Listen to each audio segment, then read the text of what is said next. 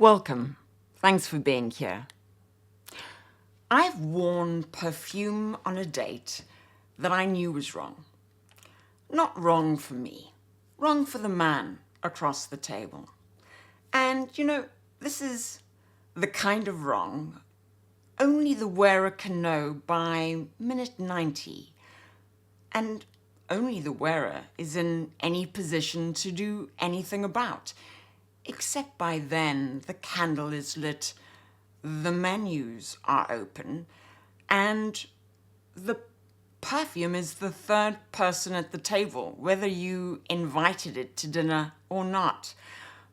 On my wrist, I'm going to put L'air du Désert Marocain by Andy Tower, out of Zurich, 2005. This is cumin,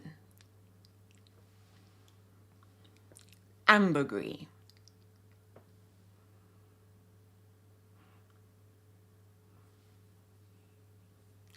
coriander, cedar. This always reminds me of a particular brand of dry wind coming off a city wall that has really been hot since dawn. It's the perfume I reach for when I've stopped performing, when I just want to be. This is the episode about everything you've been told about perfume and what it does in the bedroom, and everything that turns out to be the case instead. Rachel Herz wrote the book on it, The Scent of Desire, William Morrow, 2007. The same year your sister got married in the wrong rose. We are going to disagree with the marketing department on this one. And us here, we're going to agree with Herz. And we are going to remember several dinner parties that we'd all like to forget. I have to say that I have walked into rooms wearing perfume I knew was an argument. I'm also will share that I've walked out of rooms suspecting that the perfume I've been wearing has been arguments or making arguments for me. And so the line between the wearer and the bottle has never ever been as clean as the bottle wants you to believe. And the wearer, on balance, is the one who knows.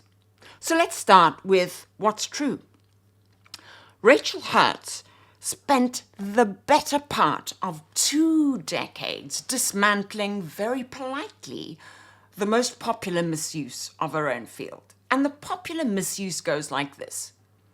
Women's bodies are scent radios tuned to immune compatibility, and perfume covers the signal.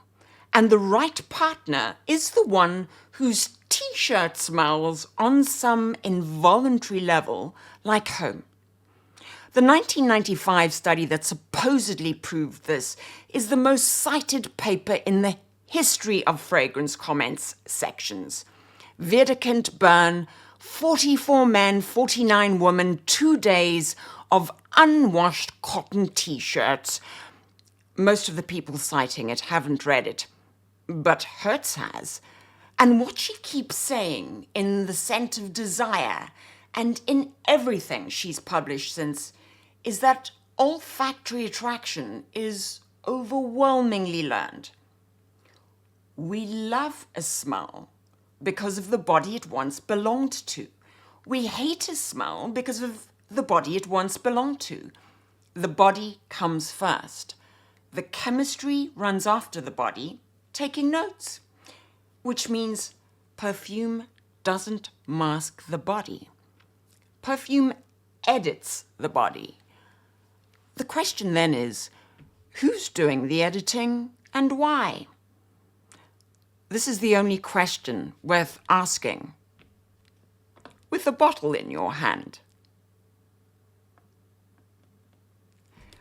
So let's start with L'air du Désert Marocain. And I've already sprayed it on skin.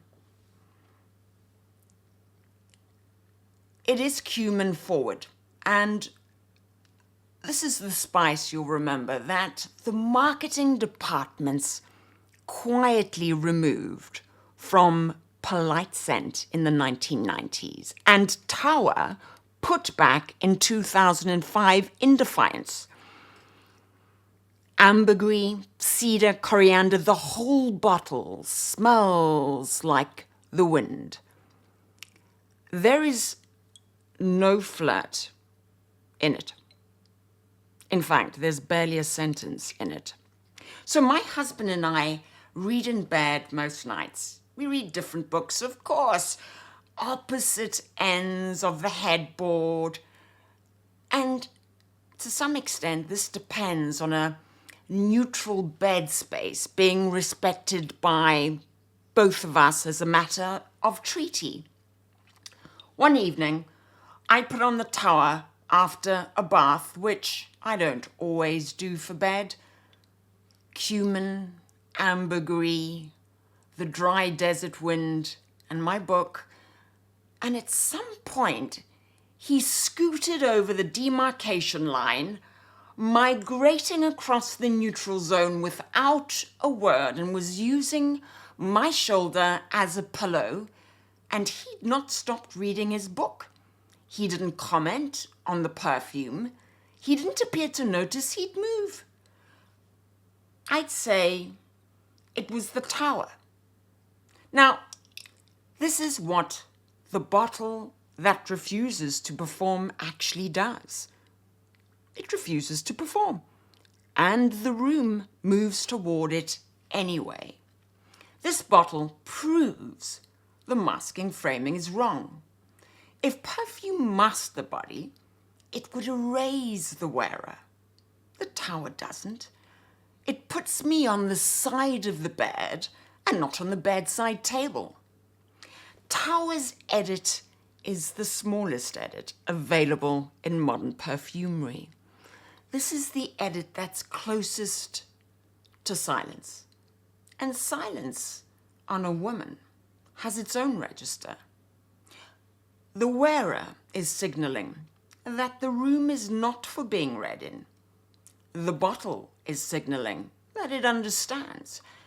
The editor declined to enter the room. The room moved toward it anyway. This is Narciso Rodriguez for her. Santal Musc, Caroline Sabas and Sonia Constant, 2017, Les Luminances collection. Let me spray it on the skin.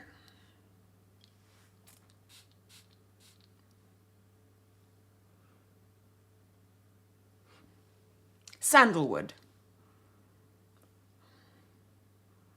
You know, this has a mock skin musk.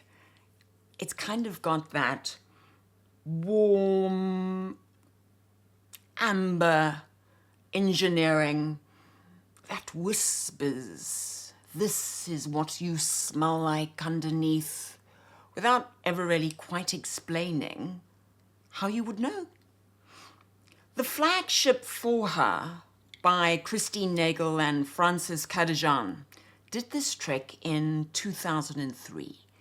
And a decade of skin musk marketing built itself on top of that flagship.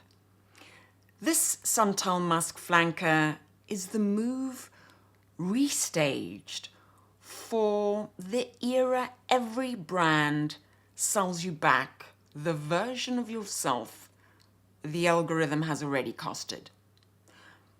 This is the third musk the house spun out of its own flagship after Rose Musk and Amber Musk. And when I wear this fragrance, I go nose blind after a while. I end up not being able to smell it on myself. And this is the single biggest tactical problem the bottle presents, because a wearer who no longer smells her own perfume tends to top up. And that wearer who tops up is wearing a different bottle by lunchtime than she put on at breakfast. I have been told by strangers on the train that I smelled sexy, which, if you think about, isn't a word that strangers reach for casually. It's a word that almost has been pre-selected for them. And my husband, who I must say is otherwise not a fragrance remarker, always remarks on this one. He says that I smell amazing. I, of course, don't smell a thing. Now, nose blind is not the bottle's accident. It's the specification. The wearer cannot smell the editor when the editor's doing its job, and everyone else can. The Musc lie is the most efficient editing the perfume does, because the wearer often doesn't notice the editor has been at the page.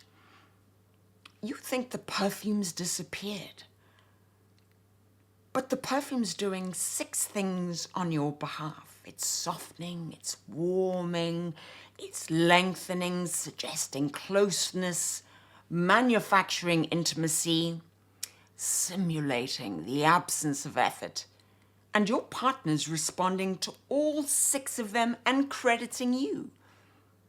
A stranger on a train is reaching for a word he didn't choose, and the masking framing says, "This is the bottle that lets the real signal through." You know, the masking framing has this exactly backwards.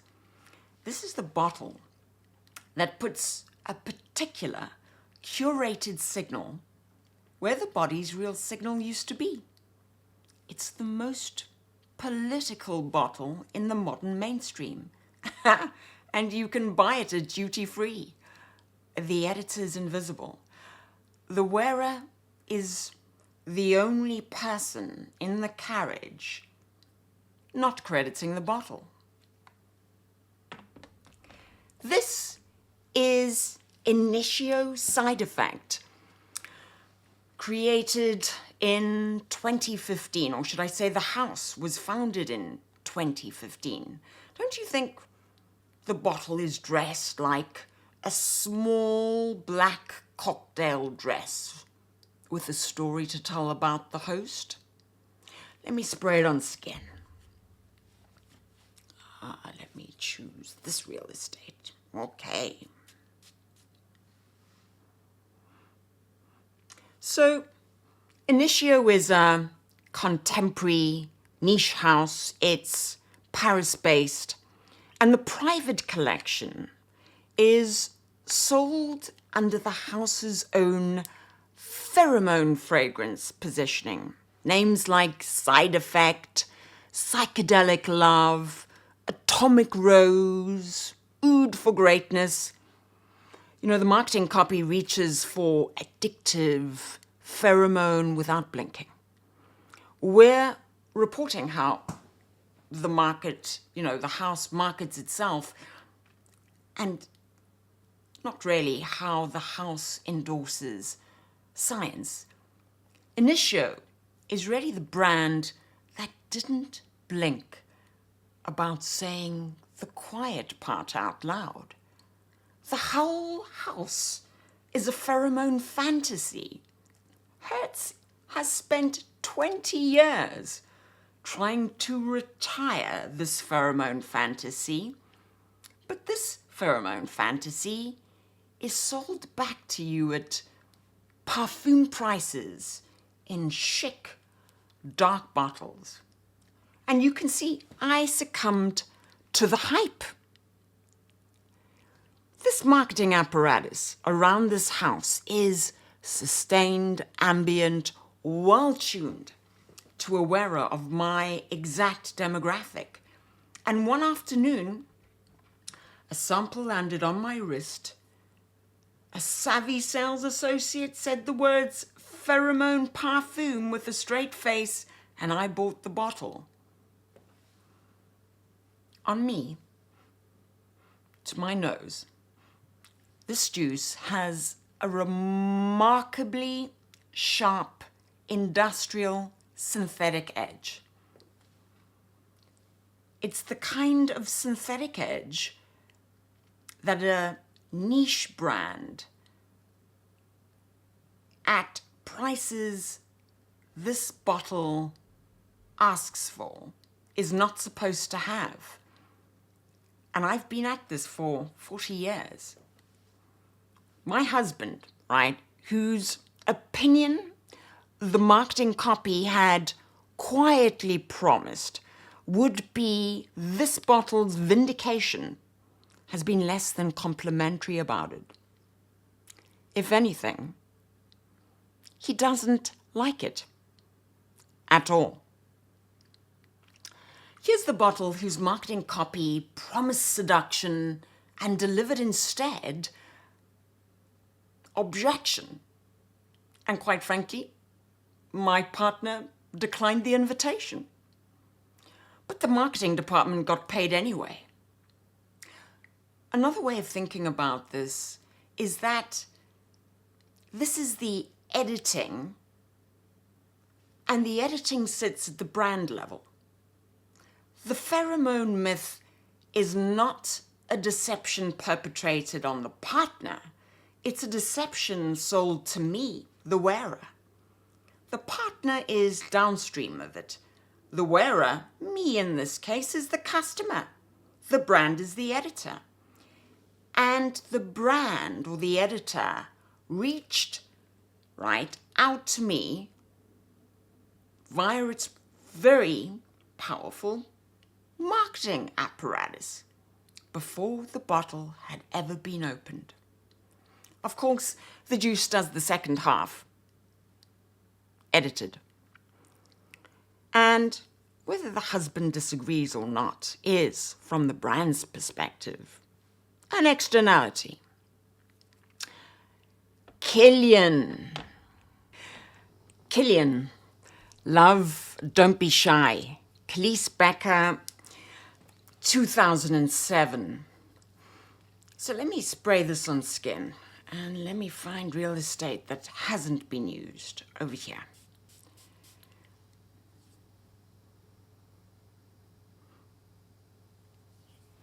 So you smell the marshmallow first, and it's that soft, sugary smell that you can almost taste in your throat. There's neroli, there's orange blossom, a little bit of honey, and some iris, but it has a clean musk underneath it that honestly has read the marketing brief. And this bottle, dressed so demurely, is really engineered as an invitation. You know, Becker also did Tommy Girl in 96 and J'adore in 99, and she is a perfumer of considerable subtlety. So the joke, honestly, is not on her. My first confession really requires a second confession. So the first is I bought the bottle with my own money. And the second is I'm not sure I actually bought it for the perfume. A pop musician I will not name on camera had been wearing it. And I, who am a fan of said pop musician, really allowed, I allowed that fact to influence me. And then the fact that this fragrance was on sale, coupled with the fact that that pop musician wore it, sealed the deal for me. And the juice is very ordinary. I mean, it is, for me, hate to say this, it's like a body mist with a little more oomph. It's really nothing to write home about. And at the normal retail price point, I think it's an absolute travesty. So this is the bottle really that does its editing through language and gets paid for it in narrative. The wearer buys the imperative on the label, love, don't be shy, and the celebrity adjacent to the bottle, and the discount at the till, and the juice is a receipt. Love, don't be shy. You can't wear it and stay outside of this imperative. You're kind of instructed in your own desire by the label before the juice has reached dry down, or even skin, in fact. So, Calice Becker's perfume is competent and softly sweet, and competent and softly sweet is at the normal retail price point a bit like theft. The label is the argument, and the wearer, in this case me, who buys the bottle is buying, I guess, the imperative, love, don't be shy, more than the marshmallow. And so this is the editing done by naming. Perfumes conscripted into the wearer's own self-narration before the bottle's even opened. And the editor's visible at the name on the box, which the wearer has read more times than she's worn the perfume. This is Robert Piguet Bandit. The Piguet line was discontinued and relaunched, and this is the 2012 reissue. And to some extent, it's the bottle reaching through the reformulation queue to touch a 1944 wrist. Let me spray it on skin. I do rather like Bandit. All right.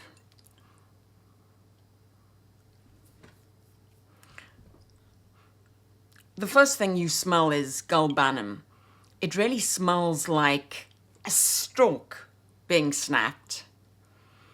You've got civet and leather, and jasmine comes up later in the heart. That feels like it's been worked over with a piece of sandpaper. The 1944 original was done by Germaine Cellier. This is the same Cellier who did Fracas, and she was really building a fragrance for women emerging from a war, wearing trousers, and she made them a perfume to match. Aurélien Guichard reformulated it at Givaudan in 2012, and he worked from Cellier's 1944 formula under, of course, the IFRA oakmoss restrictions, and he was, by every account, not trying to make it his. You know, the Bandit on me wears like Cellier's surviving regulation by way of a perfumer who chose to disappear. I wear Bandit when I go hiking alone with the dogs, and I spray excessively, at least 7 to 8 spritzes. And I've always thought of Bandit as my olfactory body armor. It's the bottle I reach for when I want to be left alone in the woods. Now and again, my husband joins me, very rarely, I must say, on these solo forays. And, I mean, hiking in the woods with my dog, solitude is the point. But when my husband does change his mind and come along, the fragrance, I think, enhances my inner Ramboette, and I think it always leads to us having a spat. Look, to be fair, I'm not sure it's Bandit, but it could be. Olfactory body armor. And in a way, that's a very accurate description of Bandit on skin. And olfactory body armor is not neutral. Armor is a position taken before the room knows there's a room. In fact, the wearer wearing it has already decided how the next encounter goes. This bottle does its own work. And Cellier put a masculine register on the female body in 44, and the 2012 reissue puts the wearer in that lineage, whether she walked into the bottle knowing it or not. The override is the perfume reaching past the wearer's intention and arguing with the room directly, and arguing on certain afternoons with the husband walking up the mountain beside her. You know, some bottles are conversations, and this one is a position. The wearer can ratify the position or walk it back, but she can't really pretend she didn't bring it. Cellier knew the position, and the 2012 bottle inherits it.